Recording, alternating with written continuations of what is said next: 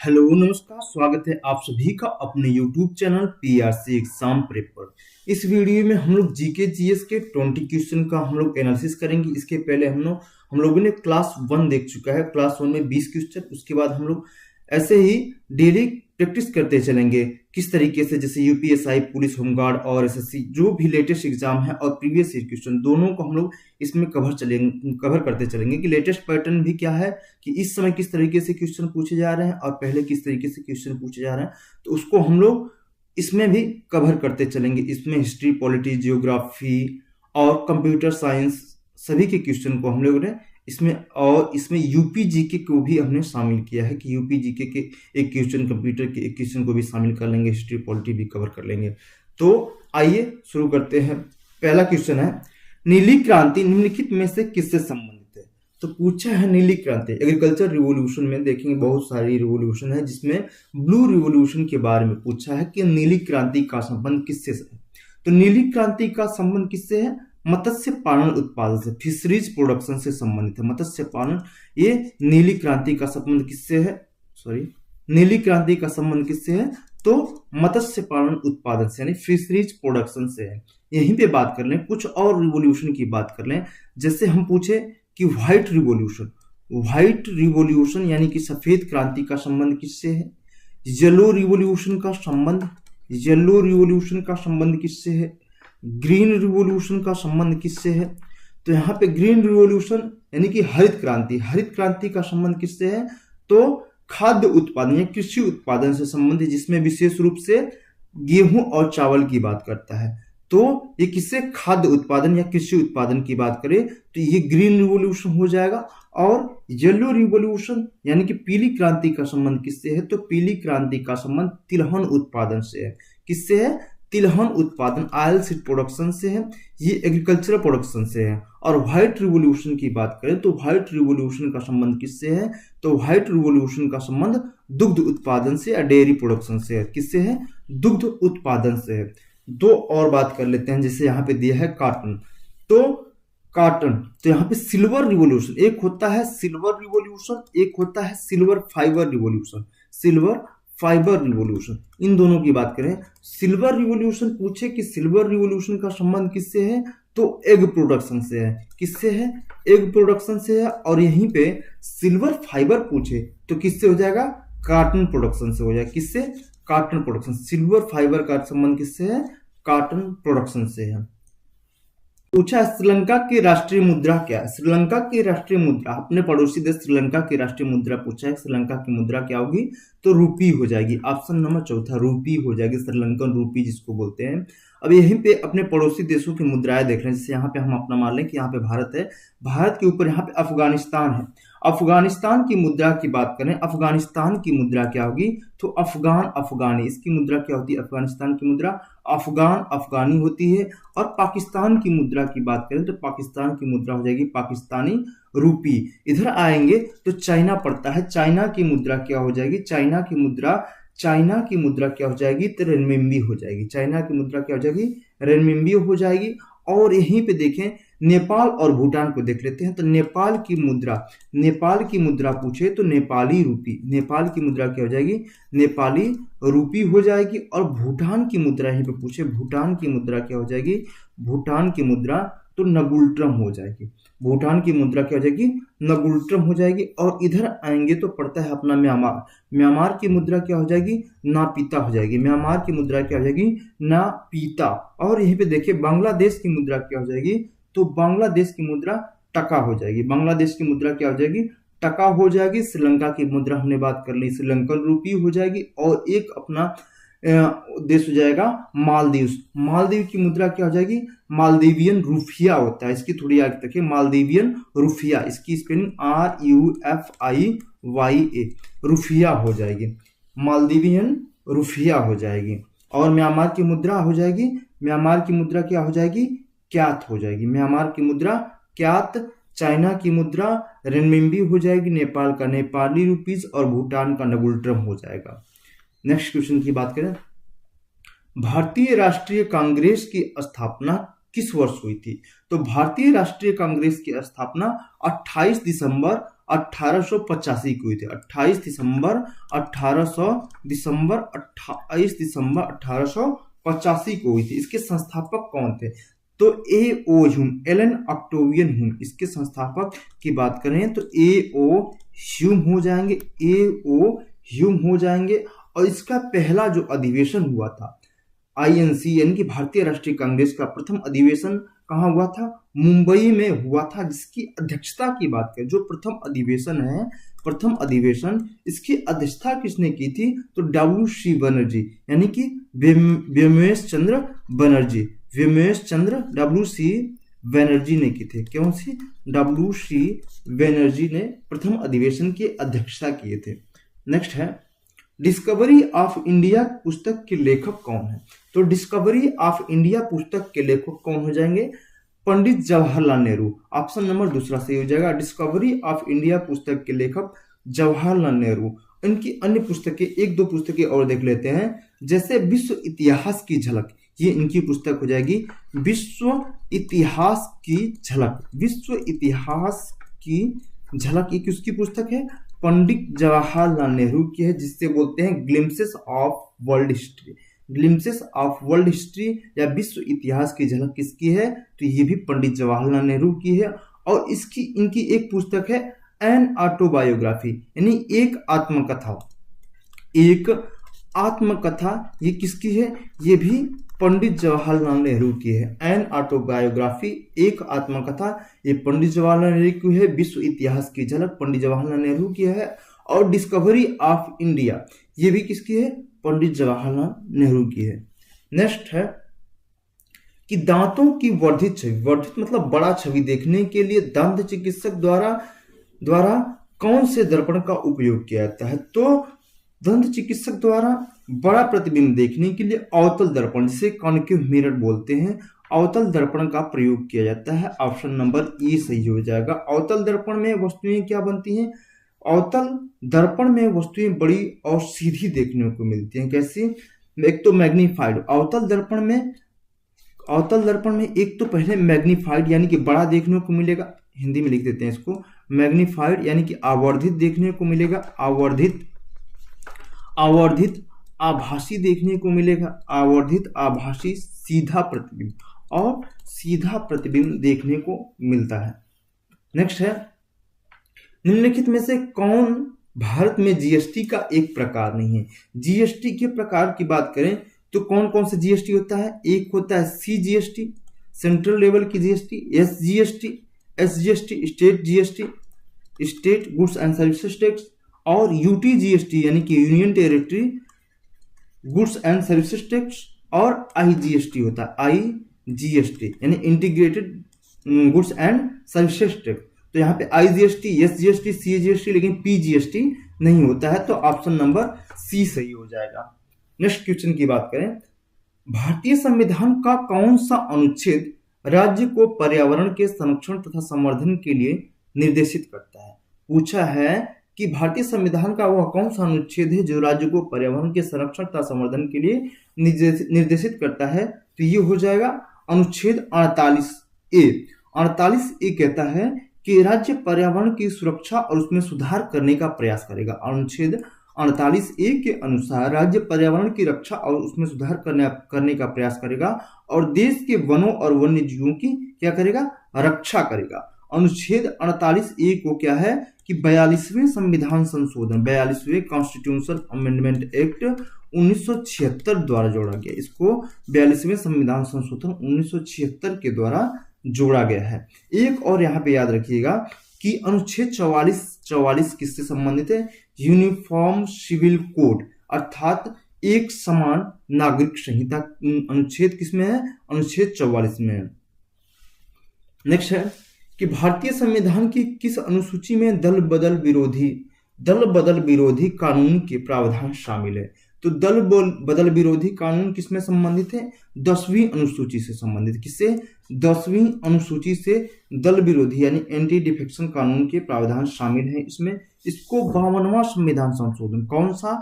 52वां संविधान संशोधन अधिनियम 1985 के द्वारा इसको जोड़ा गया। 52वां संविधान संशोधन 1985 के द्वारा जोड़ा गया। नेक्स्ट क्वेश्चन की बात करें, निम्नलिखित में से किस रोग को अफ्रीकी ट्रैपिनोसोमियासिस के नाम से भी जाना जाता है? तो ये किसको बोलते हैं? अफ्रीकन ट्रैपिनोसोमियासिस, स्लीपिंग सिकनेस यानी कि निद्रा तुला रोग इसको बोलते हैं। इसको क्या बोलते हैं? African trypanosomiasis. तो ऑप्शन नंबर दूसरा सही हो जाएगा। और इसका जो परजीवी होता है परजीवी वाहक, उसको वो कौन सी होती है? सीसी मक्खी होती है। इसकी सीसी मक्खी एक वाहक का काम करती है, सीसी मक्खी। नेक्स्ट क्वेश्चन, कुतुबुद्दीन ऐबक किस राजवंश का संस्थापक था? तो कुतुबुद्दीन ऐबक गुलाम वंश का संस्थापक था। कौन से वंश का संस्थापक था? गुलाम वंश का संस्थापक था। और इस गुलाम वंश को मामलूक वंश या दास वंश भी बोलते हैं। क्या बोलते हैं? मामलूक वंश या फिर दास वंश भी बोलते हैं। गुलाम वंश को मामलूक वंश या दास वंश भी बोलते हैं। ये जो था कुतुबुद्दीन ऐबक मोहम्मद गोरी का एक क्या था? गुलाम था। और इसके शासन की बात करें, कुतुबुद्दीन ऐबक 1206 से 1210 तक शासन किया था। 1206 से 1210 तक इसने शासन किया था। और इसने कुतुब मीनार का निर्माण करवाया था। कुतुब मीनार का निर्माण पूछिए किसने करवाया था? कुतुबुद्दीन ऐबक ने। इसके अलावा कुव्वत उल इस्लाम मस्जिद जो कि दिल्ली में है, और 2.5 दिन का झोपड़ा जो कि अजमेर में, इसका भी कुतुबुद्दीन ऐबक ने ही निर्माण करवाया था। कुतुब मीनार, कुव्वत उल इस्लाम और 2.5 दिन का झोपड़ा की बात करें, ये तो बताया, तो ये कुतुबुद्दीन ऐबक के द्वारा निर्माण कराया गया है। नेक्स्ट क्वेश्चन की बात करें, निम्नलिखित में से कौन सा देश संयुक्त राष्ट्र सुरक्षा परिषद के अस्थायी सदस्य हैं? संयुक्त राष्ट्र सुरक्षा परिषद यानी कि यूएन सिक्योरिटी काउंसिल के अस्थायी सदस्य कौन कौन से हैं? तो यूएन में जो यूएनएससी है, यूनाइटेड नेशन सिक्योरिटी काउंसिल यानी कि संयुक्त राष्ट्र सुरक्षा परिषद में कुल 15 सदस्य होते हैं। कुल कितने होते हैं? कुल 15 सदस्य होते हैं, जिसमें कि 5 जो होते हैं अस्थायी सदस्य होते हैं। इन अस्थायी सदस्यों के पास जो होती है वीटो पावर होती है, और 10 अस्थायी सदस्य होते हैं। 10 अस्थायी सदस्य होते हैं। तो 5 अस्थायी सदस्य कौन कौन से हैं? तो आर और फेस, आर फेस कर लीजिए, FACE, आर से हो जाएगा रूस, F फॉर फ्रांस, और A फॉर अमेरिका को रख लीजिए, C for China, E for England. तो ये किसमें है? संयुक्त राज्य अमेरिका, USA, रसिया, यूके बोले तो इंग्लैंड, फ्रांस और चाइना। ऑप्शन नंबर चौथा सही हो जाएगा। ऑप्शन नंबर कौन सा? 4 सही हो जाएगा। यहाँ पे जापान नहीं है, यहाँ पे देख लेंगे बांग्लादेश, श्रीलंका नहीं है, यहाँ पे देखेंगे पाकिस्तान नहीं है, श्रीलंका नहीं है। तो ऐसे अब भी छाड़ सकते हैं। नेक्स्ट, प्रसिद्ध भारतीय मुक्केबाजी मैरी कॉम किस राज्य से हैं? प्रसिद्ध भारतीय मुक्केबाजी यानी कि ये बॉक्सर है, मुक्केबाजी मैरी कॉम किस राज्य से संबंधित है पूछा है। तो ये मणिपुर राज्य से संबंधित है। कौन से राज्य से संबंधित है? मणिपुर राज्य से संबंधित है। इनको मैग्निफिसेंट मैरी के नाम से भी जाना जाता है। नेक्स्ट है, निम्नलिखित में से किस उत्सव को उत्सवों का उत्सव भी कहा जाता है? किस उत्सव को उत्सवों का उत्सव भी कहा जाता है? तो ये हॉर्नबिल फेस्टिवल को, हॉर्नबिल जो महोत्सव है, इसको उत्सवों का उत्सव भी कहा जाता है। क्या बोलते हैं? उत्सवों का उत्सव कहा जाता है। और यह किस राज्य में मनाया जाता है? तो पूर्वोत्तर नागालैंड में मनाया जाता है। कहाँ पे? नागालैंड में इसको मनाया जाता है। और यह आमतौर पर 1 दिसंबर से लेके 10 दिसंबर के बीच में आयोजित किया जाता है। 1 दिसंबर से 10 दिसंबर तक आयोजित किया जाता है। हॉर्नबिल फेस्टिवल नागालैंड का त्योहार है, और इसे उत्सवों का उत्सव भी कहा जाता है। और यह हॉर्नबिल नाम एक पक्षी के नाम पर रखा गया है। किसके नाम पे? पक्षी के नाम पे रखा गया है। तो उत्सवों का उत्सव हॉर्नबिल हो जाएगा। नेक्स्ट है, मेघालय की कौन सी पहाड़ियों में सर्वाधिक वर्षा होती है? तो मेघालय की कौन सी पहाड़ियों में? तो खासी पहाड़ियों में, खासी हिल्स में सर्वाधिक वर्षा होती है। ऑप्शन नंबर ये सही हो जाएगा। इन पहाड़ियों में स्थित मासिनर नामक गांव को दुनिया में सबसे अधिक औसत वर्षा प्राप्त करने वाले स्थान के रूप में भी नामित किया गया है, जिसमें क्या आ जाएगा? खासी पहाड़ियों में सर्वाधिक वर्षा होती है। ऑप्शन नंबर पहला सही हो जाएगा। नेक्स्ट क्वेश्चन की बात करें, भारत में हरित क्रांति 1960 के दशक के अंत में कहां से शुरू हुई थी? तो भारत में हरित क्रांति 1960 के दशक के अंत में पंजाब में शुरू हुई थी। कहां पे? पंजाब में। ऑप्शन नंबर दूसरा सही हो जाएगा, पंजाब में शुरू हुई थी। यह उस समय पंजाब, हरियाणा और पश्चिमी उत्तर प्रदेश में शुरू हुई थी। और हरित क्रांति की बात करें तो हरित क्रांति के जनक पूछा जाता है बहुत बार कि हरित क्रांति के जनक कौन है। तो हरित क्रांति के जनक पूछे कि जनक कौन है, तो भारत में जो है हरित क्रांति के जनक है MS स्वामीनाथन। भारत में हरित क्रांति के जनक हो जाएंगे MS स्वामीनाथन हो जाएंगे। और विश्व में पूछे वर्ल्ड लेवल पर विश्व में हरित क्रांति के जनक कौन है, तो डॉक्टर नॉर्मन ई बोरलॉग हो जाएंगे। नॉर्मन ई बोरलॉग को विश्व में हरित क्रांति का जनक के रूप में जाना जाता है। नेक्स्ट है, उत्तर प्रदेश के राजकीय चिन्ह में कौन से जानवर का चित्र है? तो उत्तर प्रदेश के जो राजकीय चिन्ह है उसके बारे में देखें तो उत्तर प्रदेश का जो राजकीय चिन्ह होता है उसमें होता है मछली। यहाँ पे प्रतिबिंब बनाया था तो गायब हो गया है। तो उत्तर प्रदेश का यहाँ पे सिंबल देखेंगे तो कुछ सर्कल में होता है और यहाँ पे उत्तर प्रदेश होता है, जिसमें कि दो मछली, इधर साइड मछली इधर साइड मछली होती है और बीच में ये जो होता है नदियों का संगम होता है, गंगा यमुना का, और इसके ऊपर बना होता है तीर धनुष होता है। तो पूछा है कि उत्तर प्रदेश के राजकीय चिन्ह में कौन सा जानवर होता है, तो मछली होता है। ऑप्शन नंबर ए सही हो जाएगा। ऑप्शन नंबर कौन सा? ए सही हो जाएगा। नेक्स्ट है, उत्तर प्रदेश लोकसभा में सीटों पूछा है कि उत्तर प्रदेश की लोकसभा में सीटों की संख्या कितनी है? तो लोकसभा सीटों की संख्या 80 हो जाएगी। उत्तर प्रदेश में लोकसभा सीटों की संख्या कितनी है? 80 होती है। निम्नलिखित में से आउटपुट डिवाइस कौन सी है? आउटपुट डिवाइस पूछा है कि इनमें से आउटपुट डिवाइस कौन सी है? आउटपुट डिवाइस बोलते पहले किसको है? आउटपुट डिवाइस कंप्यूटर से संसाधित जो प्रोसेस डाटा होता है उसको उपयोगकर्ता तक पहुंचाता है।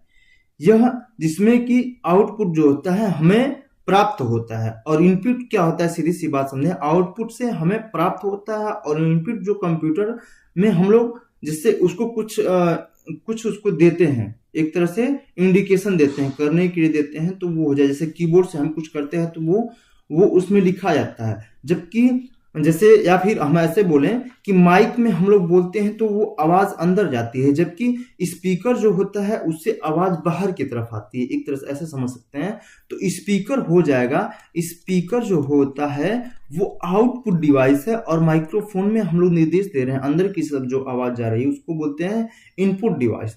तो यहाँ पे आउटपुट डिवाइस पूछा है कि इनमें से आउटपुट डिवाइस क्या है। जैसे माइक्रोफोन से अंदर की तरफ वो आवाज अंदर लेता है, माउस से भी हम काम उसको इंडिकेशन देते हैं कंप्यूटर को, कीबोर्ड भी इससे भी हम लोग निर्देश देते हैं कंप्यूटर को। लेकिन प्रोजेक्टर पे हम लोग देख पाते हैं, उससे हमें कुछ प्राप्त होता है, यानी कि देखने को मिलता है उस पर, तो वो हो जाएगा आउटपुट डिवाइस हो जाएगा। नेक्स्ट है, मनरेगा का यहाँ पे पूर्ण रूप पूछा है कि मनरेगा का फुल फॉर्म क्या होगा। तो MNREGA Mahatma Gandhi rural employment guarantee act. कहाँ है मनरेगा? महात्मा गांधी रूरल किसी में है, महात्मा गांधी राष्ट्रीय नहीं हो जाएगा, महात्मा गांधी राष्ट्रीय। तो मनरेगा का पूरा नाम होता है Mahatma Gandhi national rural, Mahatma Gandhi national R for rural, E for employment और जी फॉर गारंटी और A for act. Mahatma Gandhi national rural employment guarantee act, ये इसका मनरेगा का पूर्ण रूप हो जाएगा। यह कानून जो मनरेगा है, नरेगा पहले आया था, नरेगा 2005 में नरेगा आया था, मनरेगा नहीं, ये क्या था, एमजी नहीं था। यहाँ पे नरेगा 2005 में आया था और 2 अक्टूबर 2009 को यानी गांधी जी की जयंती 2 अक्टूबर 2009 को इसका नाम बदलकर क्या कर दिया गया, मनरेगा कर दिया गया। नेक्स्ट है, नोबेल पुरस्कार पाने वाले पहले भारतीय कौन थे? तो नोबेल पुरस्कार पाने वाले पहले भारतीय की बात करें तो पहले भारतीय हो जाएंगे रविंद्रनाथ टैगोर। इनको 1913 में, रविंद्रनाथ टैगोर को 1913 में इनको क्या मिला था? नोबेल पुरस्कार मिला था इनके साहित्य गीतांजलि के लिए। किसके लिए? साहित्य में इनको साहित्य का नोबेल पुरस्कार मिला था गीतांजलि, इनकी रचना गीतांजलि के लिए इनको नोबेल पुरस्कार मिला था। तो ये रहे टोटल 20 प्रश्न दोस्तों। तब तक के लिए बाय बाय, मिलते हैं नेक्स्ट वीडियो में।